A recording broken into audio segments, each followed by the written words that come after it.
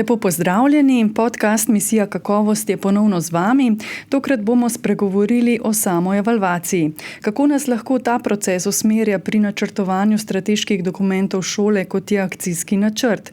Kako lahko različni podatki, analize in orodja, ki so na voljo vodstvu šole in učiteljem, pomagajo pri izboljševanju učnih dosežkov učencev ali dijakov? Odgovore poznajo gostje iz gimnazije Ormož, kjer profesionalni razvoj učiteljev sistematično povezujejo z dosežki dijakov prek ciljno usmerjenega usposabljanja za taksonomsko učenje in preverjanje znanja. Njihov cilj je stopiti iz povprečja, pot do tja pa je jasna: izobraževanje in profesionalni razvoj učiteljev, ki s poučevanjem in testi, usmerjenimi na razvoj znanja na vseh taksonomskih stopnjah, pričakujejo boljše učenje in boljše dosežke dijakov na maturi. Z nami so ravnateljica gimnazije Ormož, kjer izvajajo programe Gimnazija predšolska vzgoja in zdravstvena nega, gospa Klavdija Zorjan Škorjanec, šolska pedagoginja Polona Kosec Krajnc in profesorica slovenščine magistrica Blanka Erhartič Kralj. Dobrodošli v podcastu Misija kakovost. Prav lepo pozdravljeni. Dobar dan. Lep pozdrav. Gimnazija Ormož si je pri sledenju kakovosti v izobraževanju in delovanju šole v ospredje postavila 3 področja. To so kakovost znanja, profesionalni razvoj učiteljev in varno in spodbudno okolje. To so sicer cilji, ki si jih zada veliko šol, ampak vi ste do njih prišli tudi s pomočjo samoevalvacije, ki je del delovanja vaše šole že 14 let. No, v zadnjem obdobju ste z EPOS-om, e-podprto samoevalvacijo, dobili nekaj uvida v to, kako vašo šolo in učitelje dojemajo učenci in kako svoje delo ocenjujejo profesorji. Iz česa ste jih izhajali, ko ste pripravljali na primer akcijski načrt, ko ste določevali cilje delovanja vaše šole? Kaj vas je vodilo? Mogoče najprej ravnateljica Klavdija Zorjan Škorjanec. Ja, kot vsaka šola, tudi naša šola res išče vedno tiste točke, kjer bi se lahko mogoče naše delovanje izboljšalo. Prepričani smo in vemo, da je ključ do vsega dobra komunikacija. Nekako smo ocenjevali, da s komunikacijo nimamo tako velikih težav. Moram povedati, da smo imeli tudi zelo dobre rezultate pri splošni maturi, kakor tudi pri poklicni maturi predšolske vzgoje, kajti zdravstveno nego smo zaključili z prvo generacijo. In spraševali smo se, kaj pa je tisto, kar bi lahko bilo področje, kjer bi lahko zrasli. In ker je šola že tudi pred mojim prihodom ravnateljevanja izvajala samoevalvacijo, učitelji so poznali, se pravi vse tisto, kar je potrebno za to, da se lahko spremljamo. Sva potem skupaj z svetovalno delavko in pa psihologinjo takratno so me upeljali v ta EPOS. Se pravi, kaj je tisto, kaj lahko raziskujemo, kaj lahko pričakujemo za odgovore, koga vse vključiti v to, je bila ta raziskava EPOS. Zdaj, kaj je nas zanimalo? Se pravi, kaj vse sprašujemo naše dijake in kakšen je pa pogled nas učiteljev.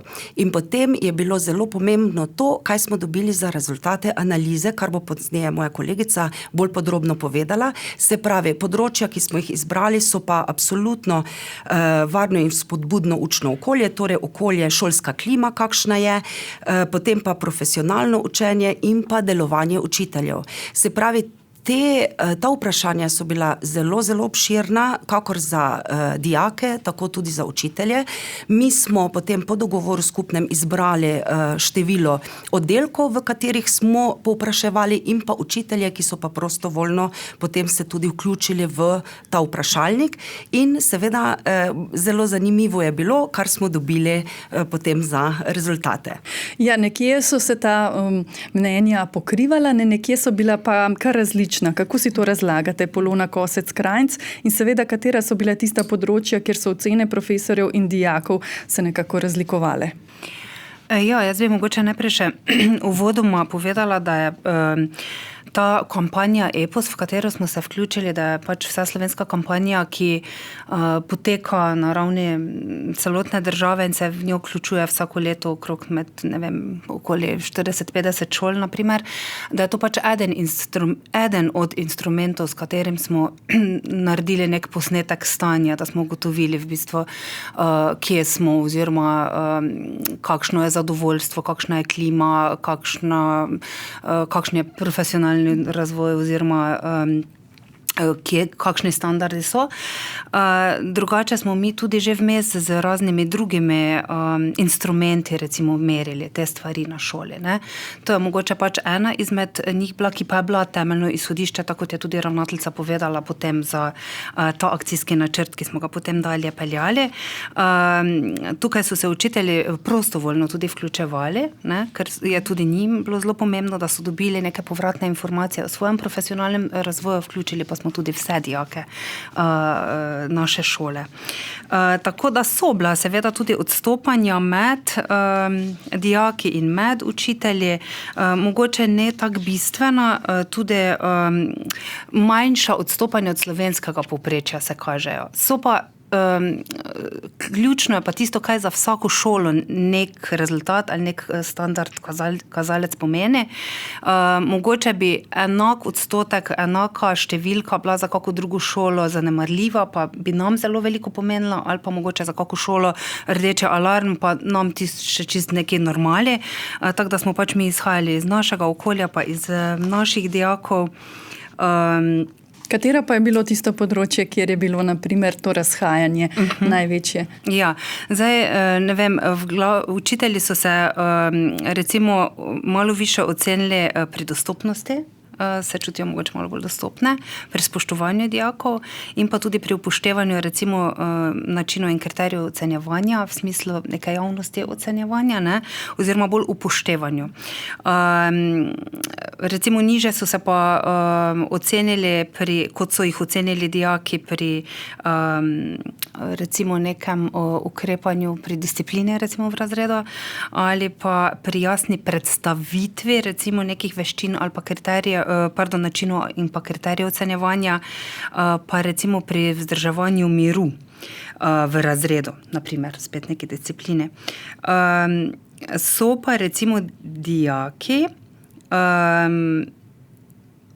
višje, torej so pa dijaki učitelje više ocenili, se pravi pri dostopnosti, bolj pri upoštevanju predstavljenih načinov in kriterijev ocenjevanja. Ja, to so bile mogoče tiste ključne razlike pri učiteljih.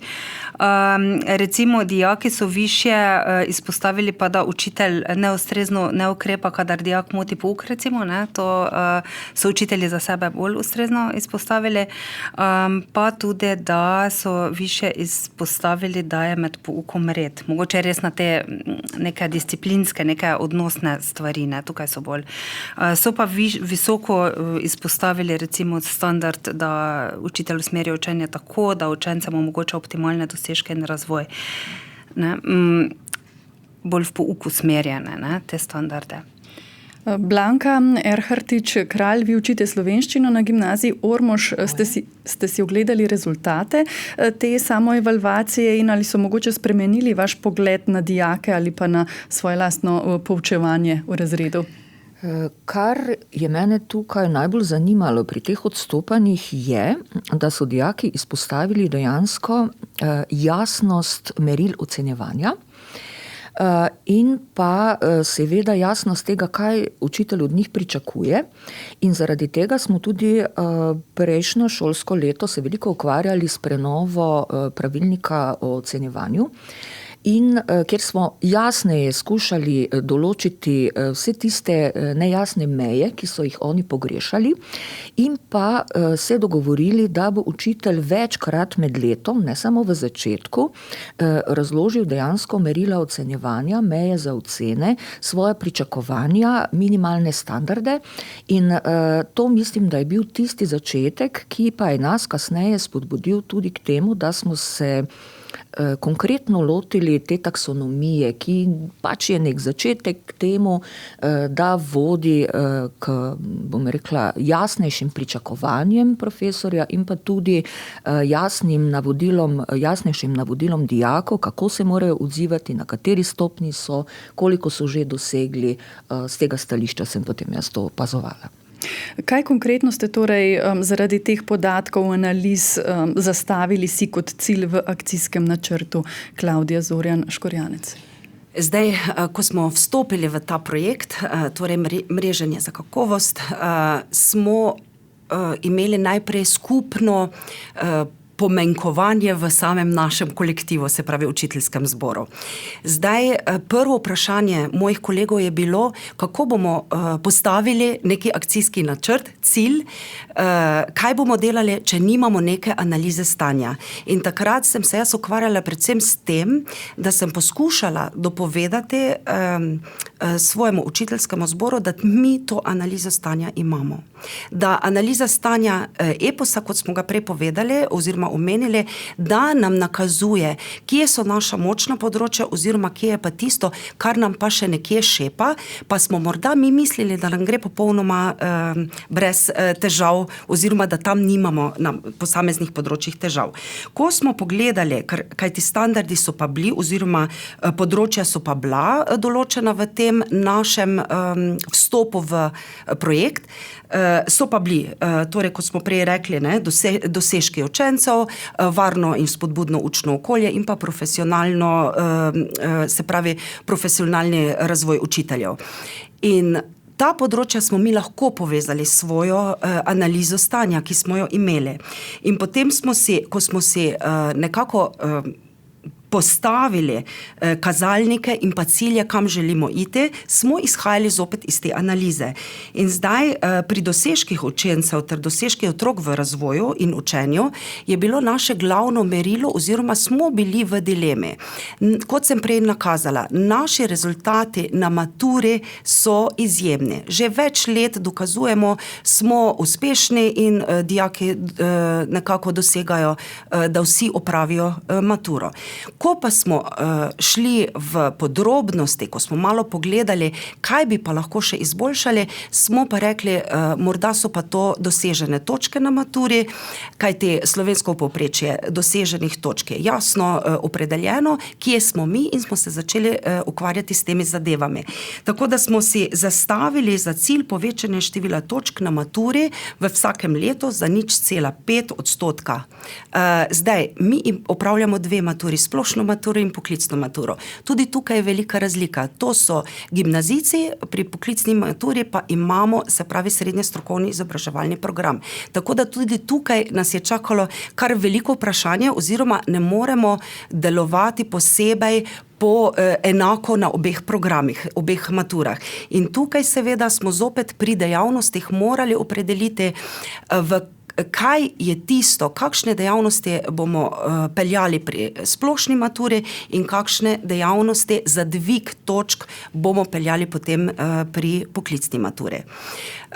Torej, pri naslednjem področju, ki se dotika v bistvu tega izobraževanja učiteljev oziroma profesionalnega razvoja, smo se bili vsi na jasnem in nismo imeli tako velikih dilem, kajte ko imamo glavni cilj nastavljen, smo ugotovili, da tudi ta področja se pokrivajo med seboj in tista področja izobraževanja, ki jih potrebujemo za doseganje tega cilja v prvem področju, smo potem tudi izobraževanje na ta način določili, kaj je tisto skupno izobraževanje, ki ga želimo, in to bomo pozneje govorili o taksonomskih ravneh, potem pa tudi formativnem spremljanju, kjer smo tudi v drugem projektu vključeni.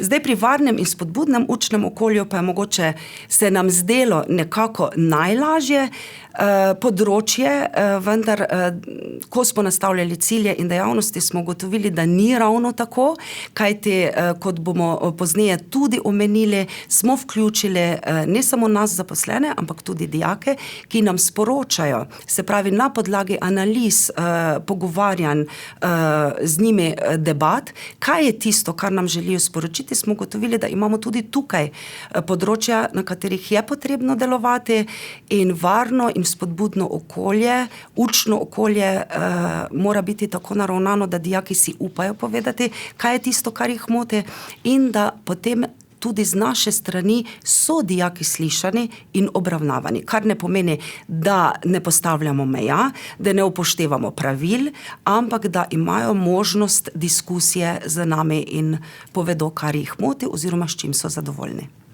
V tem šolskem letu, torej lani, ste se vključili v ta 3-letni projekt mreženja šol za kakovost. Se vam torej zdi, da ko ste se pridružili temu projektu, je bila to nekakšna možnost za večjo sistematičnost, povezanost vsega, kar ste že do sedaj počeli na šoli? Točno tako. Se pravi, Zavod za šolstvo nam ponuja veliko možnosti vključevanja v različne projekte. Ker smo v velikem sodelovanju z zavodom, sem jaz seveda takoj videla priložnost, to, kar ste omenili, sistematičnost, spremljanje, zapise, da vemo natančno, kje smo, kam želimo priti, je potrebno tudi imeti zapisano vsako leto in sproti spremljati zadeve. Sama kot ravnateljica imam mogoče ta izziv, kako v kolektivu povezati ljudi oziroma kako vsak, ker delamo ogromno, mi smo manjša šola in imamo res ogromno teh področij odprtih, kako to povezati v eno, se pravi v en skupen cilj. In tukaj je bila priložnost sodelovati v tem projektu izjemna, predvsem zame kot za ravnateljico, izziv pa kako učitelje prepričati, da gremo še v en projekt, kateri ima seveda posledično zahteva svoj čas in pa tudi dejanja, kjer so učitelji vključeni in da skupaj potem pridemo do teh rezultatov, ki si jih pa vsi želimo. Vsi želimo videti, kje se lahko izboljšamo, na kakšen način, ampak kako tudi stojimo na tej poti, ko potujemo proti svojemu cilju. In kako ste jih torej prepričali, profesorje? Zdaj, seveda, najprej je bilo potrebno uskladiti, da analiza stanja EPOS in pa, se pravi, področja, ki so bila določena v tem projektu, da so enaka, da nas zanimajo vsa ta 3 področja, da mi analizo imamo in da tudi v projektu, kjer smo aktivno vključeni in ga zdaj zaključujemo, ravno tako na Zavodu za šolstvo, vključujoča šola in vključujoči prostor, da tudi od tam vse stvari stremijo k istemu cilju in jaz mislim, naš kolektiv je odprt kolektiv, mi smo navajeni resnično veliko se poslušati in delovati v skupno dobro in smo hitro ugotovili, da gre za skupne točke in jih potem niso učitelji bili, kot bi rekla, proti temu projektu. Skrbelo jih je pa, da bo to še ena nova naloga, kjer ne bomo prišli do rezultatov in jih dolgoročno tudi umeščali v šolo, kar pa sem danes prepričana, da nam bo pomagalo. Omenili ste, višji dosežki dijakov je vaš cilj, začne pa se vse pri profesionalnemu razvoju učiteljev. Kako vidite vi to povezavo? Kako razvoj profesionalnih učiteljev vpliva, je povezan z dosežki dijakov? Absolutno. Zdaj, ko mi imamo učitelje, ki imajo že dolgoletno prakso in nove učitelje, ki prihajajo popolnoma, se pravi, brez izkušenj iz fakultet.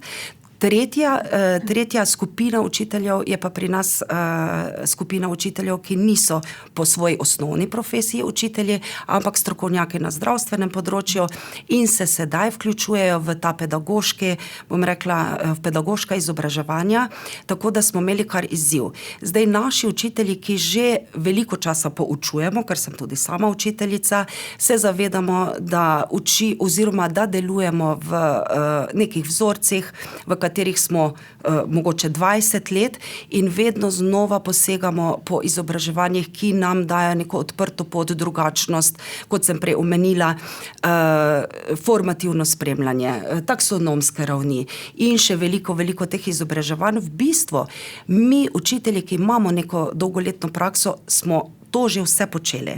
Mogoče pred 20 leti, pred 10 leti. uvajali v razrede, ampak mogoče smo že pozabili na te stvari in je zelo, zelo, bom rekla, praktično in dobrodošlo, da se jih ponovno spomnimo. Zdaj ti novi učitelji so obremenjeni s tem, na kakšen način bodo sploh začeli v razredu delovati, prihajajo z nekimi strokovnimi znanji, ampak ta delovanje, povezovanje z dijaki, na kakšen način izvajati sam pouk, kako jih ocenjevati, kako predstaviti kriterije, tukaj je veliko, veliko izzivov. Tudi tretja skupina strokovnjakov na zdravstvenem področju je popolnoma na novo, kajti, kot sem prej omenila, smo prvo generacijo zaključili na zdravstveni negi, to pomeni, da je 5. leto, kar so ti zdravstveniki z nami, to ni dolgo obdobje in seveda izobraževanja so izjemno pomembna. V našem kolektivu se vsi res z velikim veseljem odzovejo na izobraževanje in so tudi, bom rekla, zahvalni, da jim kot ravnateljica, kot šola nudimo te možnosti. Tako da absolutno je pomembno, da se izobražujemo. Profesorji, si v procesu samoevalvacije svojega dela lahko pomagate z vzorko. Prav tako ste na vaši šoli primerjali tudi zaključne ocene dijakov pri maturitetnih predmetih konec 4. letnika in potem njihove ocene oziroma točke na maturi. Kaj ste ugotovili? Ali končne ocene vedno odražajo tudi znanje dijaka, ki ga ta izkaže na maturi? Klavdija Zorjan Škorjanec.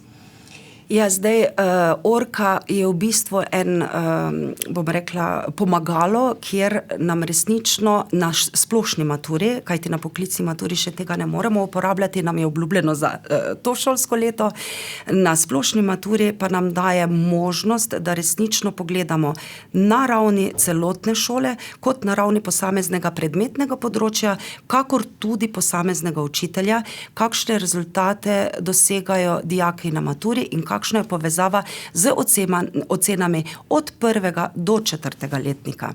Zdaj, ta Orka nam je dala tudi podatke, kako je z zaključenimi ocenami, kajti s tem se tudi srečujemo na šoli. Dijaki so recimo lahko uspešni od 1. do 4. letnika, bom govorila o zelo uspešnih dijakih in potem morda pri kakšnem ni takšnega dosega točk na maturi, visokega dosega točk na maturi, kot smo ga mi kot učitelji tudi pričakovali. In pri Orki so tudi naloge pri analizi na razpolago, da pogledamo, kje, pri kakšnih nalogah so dijaki posameznega letnika mogoče dosegali nižje ocene oziroma nižje število točk, kot pa potem v razredih v preteklosti. In tukaj nam daje seveda vpogled, pri katerem učitelju, pri katerem predmetnem področju so ta razhajanja. In nekje so popolnoma enake ocene, kot so bile zaključene v 3. in 4. letniku, so tudi ocene na maturi in moram reči, da ko dobimo rezultate mature, najprej učitelji zavriskajo, enako imamo zaključene ocene, kot smo jih imeli v 3. in 4. letniku. Kar pomeni za učitelja, smo imeli nekako pravo pot, pravi občutek pri spremljanju znanja dijaka. Tam, kjer gre za odstopanja, pa ne bom rekla samo navzdol pri oceni, se pravi, kakšne so dosežene ocene na maturi, kakšne so bile zaključene v minus v 3. ali 4. letniku, ampak tudi navzgor. Vsakič se poraja vprašanje, kakšno povratno informacijo kot učiteljica sem dala dijaku in kako mu je uspelo potem pri sami maturi. Seveda je tukaj veliko zunanjih dejavnikov, kako se otrok v času mature počuti, kaj se mu je dogajalo, ali je bil kakšen zunanji vpliv, ampak nekako pokazatelj pa je, kje smo. In tukaj smo dali tudi poudarek lansko šolsko leto na koncu in bomo tudi vnaprej sledili analizam Orke, kajti to nam je lahko veliko pomoč. Je to dobrodošla informacija tudi za profesorja, ne, Blanka Erhartič-Kralj? Ja, tako je.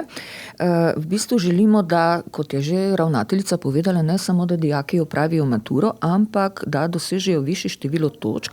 V bistvu spodbujamo njihovo odličnost, iščemo njihova področja, na katerih so močnejši in bi želeli, da razvijajo predvsem kritično razmišljanje, zmožnost vrednotenja, močne argumentacije in z višjim številom točk se v bistvu dijaki potem kasneje lahko tudi uspešneje vpisujejo v nadaljnji študij. Je pa tudi zanimivo, čeprav taksonomija, katere smo se mi lotili v poučevanju in šoli, ni nobena novost, kajti to je pravzaprav del didaktike, ki jo učitelji zagotovo uporabljajo pri pouku, s tem, da je pa ravno taksonomija morda tista točka, na kateri smo pa začeli, da bi omogočili tako učitelju jasne, bom rekla, kot orodje, s katerim bo spodbujal dijake, da uzavestijo te procese, da vedo, kaj se od njih pričakuje, da je pravzaprav to njim tudi povratna informacija, na katerih taksonomskih stopnjah so pa uspešnejši, na katerih jim še šepa, tako kot smo ugotavljali, pri katerih nalogah so bili uspešnejši, pri katerih malo manj. Tako da je to zelo povezano, kajti tudi maturitetne naloge so pravzaprav zgrajene po taksonomiji, a ne? Tako da, ja. In po Blumovi taksonomiji poznamo 6 taksonomskih stopenj, vse so obvezne in pomembne, vsaka pa predvideva določeno vrsto znanja in razmišljanja. Pri vseh si lahko pomagamo tudi z določenimi vprašalnicami oziroma vprašanji, na katera morajo znati odgovoriti dijaki, ampak zakaj je pomembno, da so profesorji pri poučevanju in tudi sestavljanju preverjanj znanja na to pozorni? Zdaj, taksonomije znanj so res neposredno uporabne za šolsko prakso, tako v fazi načrtovanja pouka, kot potem v fazi preverjanja in pa ocenjevanja znanja. Predstavljajo torej učiteljev orodje, s pomočjo katerega lahko oblikuje svoje vprašanja, svoje naloge, dejavnosti na tak način, da z njimi razvijamo, preverjamo, ocenjujemo različne vrste znanj v skladu z zastavljenimi učnimi cilji in standardi. In zdaj prenovljeni učni načrt, ki nas čaka že jesenja, ne? Prav tako vključuje poleg formativnega spremljanja tudi sistematiko taksonomije, obenem pa tako dosegamo tudi večjo jasnost zahtevnosti navodil za dijake. Omenili ste Blumovo taksonomijo, zdaj znana je tudi recimo Marcanova, s tem, da resnično se največ uporablja Blumova taksonomija, res je 6 ravni, tako da recimo to znanje, poznavanje temelji na obnavljanju, pomnjenju, priklicu, vključuje posamezna dejstva, podatke, definicije, pravila in to neka taka osnova, potem razumevanje zajema neko dojemanje, ponotranjenje, predelavo teh podatkov, v bistvu dojemanje smisla, ki ga dijak dejansko mora uvideti, če želi biti motiviran za učenje, ne? Potem uporaba, ne, kakšna je zmožnost prenosa tega naučenega v nove situacije na osnovi usvojenih principov, to je ta aplikacija teh splošnih znanj, torej postopkov, pravil, splošnih idej v nekih konkretnih situacijah v novih primerih. Analiza je naslednja stopnja, to je pravzaprav prepoznavanje elementov, odnosov, neka hierarhija, neka organiziranost v celoto. Potem je sinteza, kako uporabiti to na nek nov način, izpeljati v neko novo celoto, raziskovati dalje. In pa najvišja stopnja je seveda vrednotenje, presoja, to je izrekanje vrednostnih sodb, argumentov, potem intelektualnih in konkretnih situacij ob novih primerih.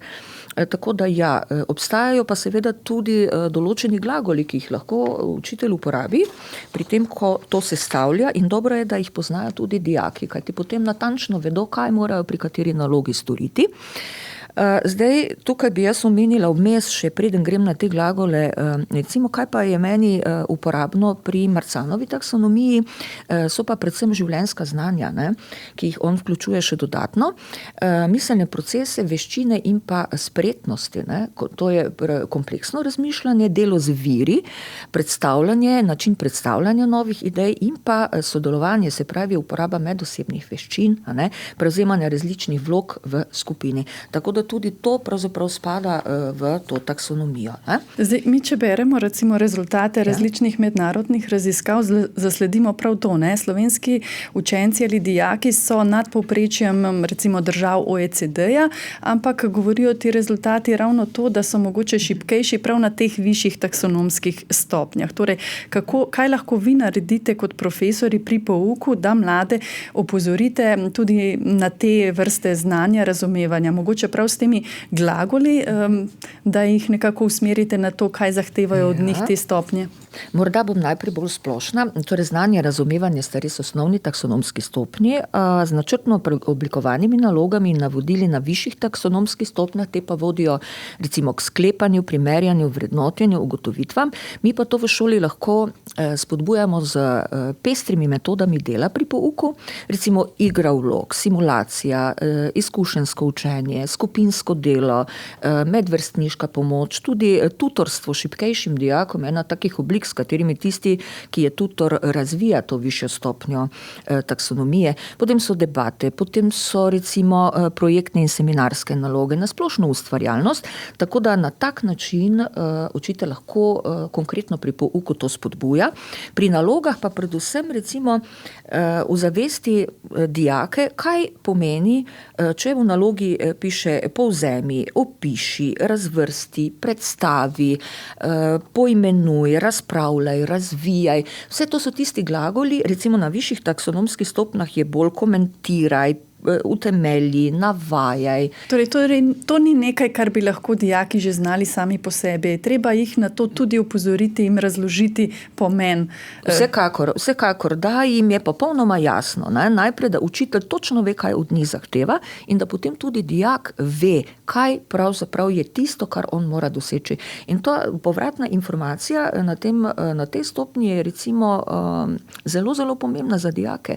Saj lahko vedo, recimo povratna informacija je ocena, ki jo on prejme za svoje znanje, za svoje veščine, za svoje sposobnosti, ampak vendar pa te taksonomske stopnje in te naloge na posameznih taksonomskih stopnjah vseeno njemu pokažejo, kje je uspešnejši, kaj mora še storiti, ali je znanje in razumevanje dovolj, ali pa recimo tako kot v pisanju eseja oziroma vodenje interpretacije, mora pa tudi kaj presojati, mora recimo aktualizirati, prenesti vse to v današnje življenje, kar se mi zdi, da je ta vseživljenjska spretnost. Klaudija Zorjan Škorjanec, to znanje o taksonomskem učenju in tudi preverjanju znanja je bilo seveda treba prenesti ali pa ponovno opomniti vse zaposlene in hkrati to znanje nekako deliti tudi z dijaki. Ste tu mogoče naleteli na kakšne težave? Ne, moram reči, ker ste to predstavili naši kolegici magistra Blanka Erhartič-Kralj in pa naša kolegica magistra Aleksandra Štih, ki se ukvarjate s tem že. To ni bilo prvič, ko smo se pravi kolegici povabili oziroma poprosili, da nam še enkrat ta znanja na novo nas spomnijo na te korake, ki jih uporabljamo oziroma kako sestavljati sploh te naloge. Moram povedati, da sem bila sama presenečena, da so učitelji, vsaj jaz sem dobila takšen vtis, bili zadovoljni in hvaležni za ta znanja. Predvsem to je bilo prvič predstavljeno, s temi glagoli so nam pomagali tudi, da se spomnimo, kaj je tisto, česar ne moremo spustiti pri kakšnih, se pravi, sestavljanjih testov. Naslednji korak, ki nas pa čaka in tudi učitelji že pričakujejo in sprašujejo, je pa ta, dobili smo domačo nalogo za v razrede, oni so morali potem tudi pripraviti, se pravi, te teste, ki jih mi tako imenujemo, in potem zdaj naslednjič, ko se bomo srečali z celotnim kolektivom, bomo posamezni test pogledali in to je meni vredno kot ravnateljici tudi in verjamem v svoj kolektiv, da si učitelj upa dati svoj test. Kolegicama, ki obvladata te taksonomske ravni, da bomo skupaj na konkretnem primeru se naučili, kaj je super izpeljano, kaj je pa še morda tisto, na kar pa moramo pomisliti. In tukaj lahko tudi s primeri dobre prakse pomagamo predvsem novim učiteljem, ki pa vstopajo na to pot. Seveda pa morajo vsem tem vedeti oziroma dobiti neko informacijo tudi dijaki. Ne? Pomembno je, da vejo, kaj učitelji pričakujejo od njih. Ne? To ste že omenili. Ne? Mogoče vseeno So te novosti in spremembe, ki se dogajajo na šoli ali pa tudi pri poučevanju, pri preverjanjih znanja, bolj dobrodošle takrat, ko so dijaki bolj vključeni v te procese? Kakšna je vaša izkušnja, Polona Kosec, Krajnc? Ja, zagotovo je pomembno, da pač ravno, zdaj ste večkrat povedali, vse sogovornice, v bistvu, da so ta pričakovanja zelo pomembna. Ne? In mi pač menimo in imamo neka svoja pričakovanja o dijakih, dijaki pa o nas. Ne? In naš cilj je, da čim bolj usklajujemo ta pričakovanja. Zato tudi ne samo statistika pač ena stvar, ki je zagotovo neka podlaga, neka smernica, ki jo seveda vzamemo skrajno resno. Je pa seveda pomemben potem še bolj pomemben tisti kvalitativni del, ki temu sledi, tako med učitelji, ker tudi učitelji imamo med seboj pričakovanja, tudi vodstvo ima do učiteljev, tudi vodstvo do dijakov, dijaki do vodstva in vse smeri. Tako da je ravno to zelo pomembno. Nam je tudi pomembno, da znotraj učiteljev in da peljemo čim več nekih strokovnih razprav. To je tudi en del tega projekta samoevalvacije, ki je zdaj mogoče malo bolj sistematično načrtovan, ne da prej ne bi imeli strokovnih razprav, ampak so mogoče zdaj malo bolj akcijsko oziroma ciljno usmerjene. Tako da tukaj naše dijake vključujemo na več načinov. Ravno mogoče skozi te debate oziroma neke razprave z njimi potem. Ne. Imate pa na šoli, ste vpeljali nekakšen anonimni nabiralnik, kaj pa je to? Ja, to je tudi ena izmed načinov, kako pridemo do nekih informacij, mnenj naših dijakov. Zdaj, naši dijaki imajo možnost, vendar pa zaradi raznih okoliščin niso včasih dovolj suvereni, seveda so tudi naprimer dijaška skupnost ali pa kakšne druge oblike, kjer lahko sporočajo svoje mnenja preko razrednikov ali kakih drugih orodij. To je pa en tak anonimni nabiralnik, imeli smo ga že vrsto let nazaj, ampak to je bil taki klasični nabiralnik v avli, vsem dostopen na očeh, da smo vedeli vsi, kje je. Zdaj so pa naši informatiki to malo bolj sodobno naredili in dijaki torej lahko zapišajo svoja mnenja. Torej, ta mnenja se pa ponavadi so anonimna, ne? To bi se res dalo z nekimi sicer verjetno načini pogledati, ne? Ampak to seveda ni namen, ker namen je informacija nekdo in ne. Tako da v bistvu dobivamo tam potem tudi razne mnenja njihova, ki se pa nanašajo dejansko na vsa ta področja. Od področja strokovnega dela, učitelja, potem nasplošno klime, organizacije šole, nekih pač področji, ki dijake pestijo, ne. To je v bistvu za vodstvo šole lahko neka dobra priložnost za posebno vrsto samoevalvacije, ne? Pa odgovorite na vsa vprašanja ali pa pobude dijakov. Dobijo odgovor oziroma so slišani? Ja, zdaj res se trudimo, da skomuniciramo z dijaki, ne, na ta način. Zdaj o tem govorimo tudi na pedagoških konferencah, tudi se tam potem dogovorimo, kdo in na kak način bo skomuniciral z njimi. Včasih je pač potrebno za to vodstvo šole, odvisno pač od problema, ki so ga naslovili, izziva, težave ali kakorkoli.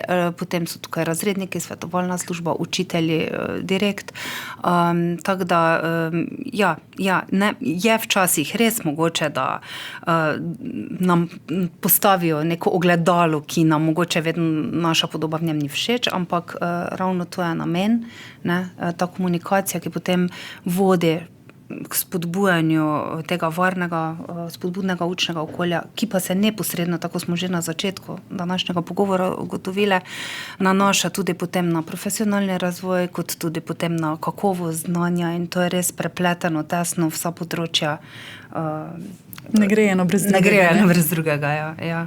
Vaša šola je tudi zelo vpeta v lokalno okolje, vaši dijaki nastopajo na različnih prireditvah, dogodkih, koncertih.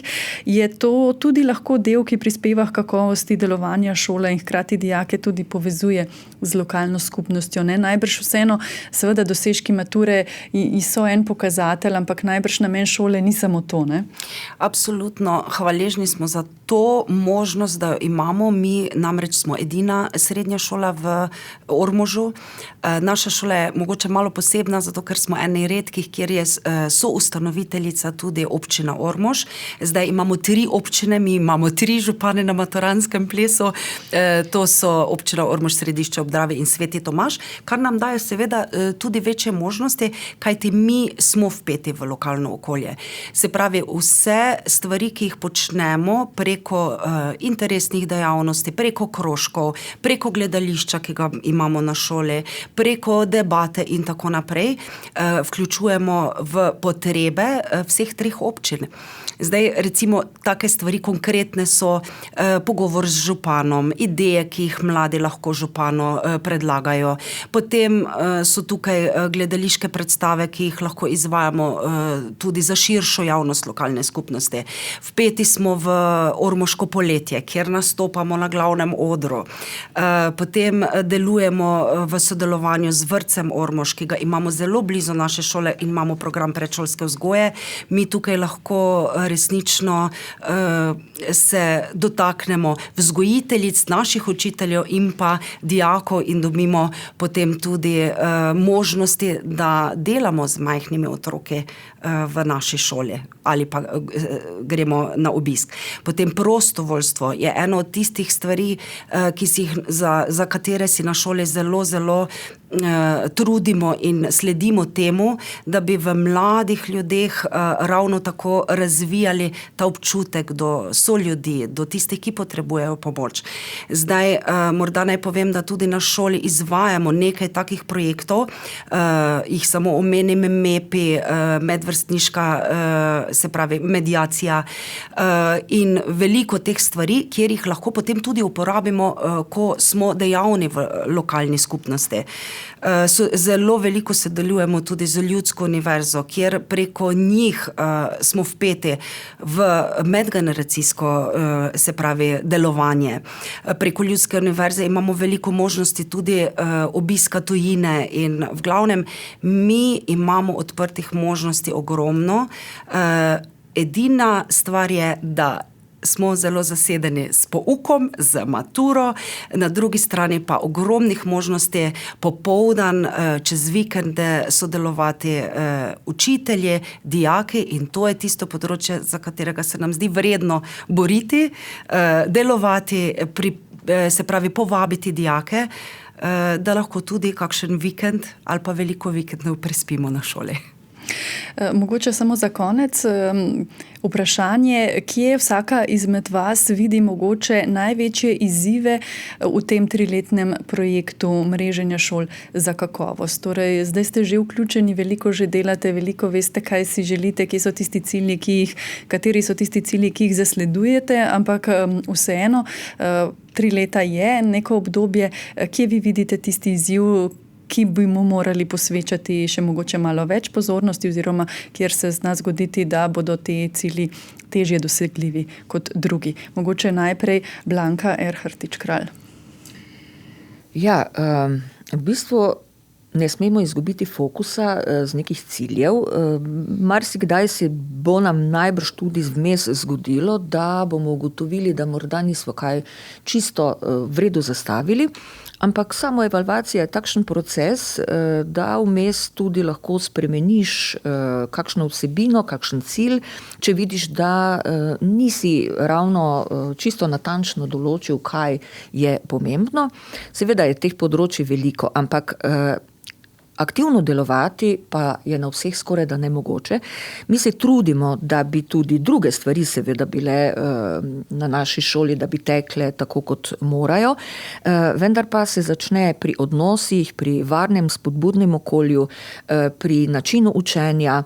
Vse, kar bo pa prišlo seveda vmes, bomo skušali vključevati in to smiselno, kajti če si bomo zadali naenkrat preveč stvari, potem dejansko učinka ne bo. To je moje razmišljanje. Polona Kosec-Krajnc. Ja, jaz bi mogoče rekla, tako je rekla Blanka, na napakah se učimo, v bistvu se mi zdi pomembno, da ne vzamemo vse vedno kot to je pa zdaj zdravo zagotovo in tako mora biti, ker ni sprememb. mogoče res ta fleksibilnost, odprtost, pripravljenost na te spremembe, ki nas čakajo. Ne? Torej tudi pri dijakih, pri tej naši ljube Z generaciji, ki ne, prihaja in je res bogata, po drugi strani pa drugačna spet. Ne? Tako da mogoče tudi to manj je več, da res imamo neka realna pričakovanja do zdaj lahko konkretno do samega projekta, ki je omejen sicer na 3 leta, ampak želja, da se to potem nekako dolgoročno vpelje, ne, da res najdemo neki akcijski načrt, ki je trajen, ker je smiseln, ne, ker je življenjski. Zdaj, moja želja bi pa bila tudi, da ta brand Gimnazije Ormož, ta znamka, ali kako bi rekla, nek net promotor skoraj, ne, da pač, da je čim boljše. Se pravi, da bo čim več dijakov, promotorjev, da bo čim manj tistih dijakov, ki bodo neki odvračevalci, pa da bodo tudi tisti dijaki, ki so zdaj pasivneži, nekje vmes, ne, da bodo tudi našli čim več dobrega za sebe in da bodo tudi drugim da če bi bili vprašani, če se še želijo enkrat vpisati v šolo, bi rekli, to našo šolo, Gimnazijo Ormož, da, ne, in pa da bi tudi drugim priporočili. Tako da, jaz mislim, da nekako v tem duhu se mi zdi, da vidim prihodnost. Ravnateljica? Jaz sem poslušala zelo pozorno moji 2 kolegici, slišala vse zadeve, ampak vseeno kot ravnateljica želim videti malo širše to nalogo, ki jo izvajamo. Vzela sem jo zelo resno, kajti tukaj od zadaj je obvezna samoevalvacija, ki jo bomo šole morale, se pravi obvezno tudi voditi. Zdaj, ne glede na to, da bo to neka zaveza, ki jo moramo izpolniti, ampak imamo zastavljene cilje, ki jih lahko spreminjamo vmes, imamo pomoč se pravi zavoda, kjer imamo našo gospo Marino Pavčnik in ostale šole, kjer se lahko povezujemo tudi z drugimi, vendar predvsem to, da bomo spremljali in se ustavili večkrat letno na zapisanem in videli, kje smo v zaostanku, kaj je tisto, kar v tem trenutku moramo storiti, da bo šlo za konkretne zadeve, ne za zapisano v akcijskem načrtu. Torej ne samo za kljukice. Tako, in absolutno, da bi bilo to morda ena pomoč, bom rekla, v bodoče, v naslednja leta, da je enostavno potrebno spremljati korake. In če se kje ustavimo, razumem mojo funkcijo, da lahko tudi potem opozorim oziroma spodbudim, kolege pa imam zagotovo za sabo, da bomo upali pogledati, kje smo se ustavili in kaj še moramo pogledati, da ne bo to, tako kot ste rekli, samo kljukica, ampak bo to del našega življenja, ne samo zapisanega na papirju, ampak da bodo rezultati oprijemljivi. Hvala gostjem za pogovor. Z nami so bile v podcastu Misija kakovost ravnateljica Klavdija Zorjan-Škorjanec, šolska pedagoginja Polona Kosec-Kranjc in profesorica slovenščine magistrica Blanka Erhartič-Kralj. Vse z Gimnazije Ormož. Uspešno šolsko leto vam želim in tudi uspešen projekt. Najlepša hvala. Najlepša hvala.